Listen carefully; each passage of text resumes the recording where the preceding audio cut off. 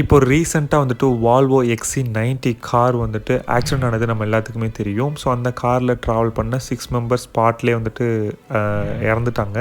So அவங்க இறந்து போயிட்டாங்க, திருப்பி வரப்போகிறதில்ல. பட் இருந்தாலும் நம்ம இதில் வந்து முக்கியமான விஷயம் வந்துட்டு தெரிஞ்சுக்கணும். ஏன்னா இந்த கார் வந்துட்டு 2.5 டன் இருக்கும். கிட்டத்தட்ட 20-30 டன் உள்ள ஒரு கண்டெய்னர் வந்துட்டு அந்த கார் மேலே விழுந்திருக்கு.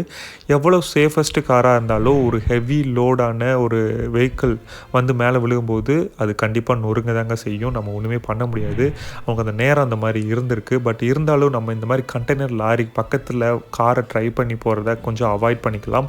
ஏன்னா மோஸ்ட்டாக வந்துட்டு இந்த கண்டெய்னர் லாரிஸ்லாம் வந்துட்டு கார் மேலே வந்து நிறைய ஆக்சிடென்ட்ஸ் வந்துட்டு ரெஜிஸ்டர் ஆகுதுன்னு சொல்கிறாங்க. ஸோ நீங்கள் கண்டெய்னர் லாரி பக்கத்தில் ஓவர்டேக் பண்ண போகிறீங்க அப்படின்னா கண்டிப்பாக அது கொஞ்சம் அவாய்ட் பண்ணிக்கோங்க. 100 to 200 மீட்டர்ஸ் அவையிலேயே வந்துட்டு வண்டியை ஓட்டுங்க. ஸோ அதனால் நமக்கு ரொம்ப பெரிய டைம் வந்துட்டு போக போகிறது கிடையாது. ஏன்னா ஒவ்வொரு உயிரும் விலை மதிக்க முடியாது, மறந்துடாதீங்க.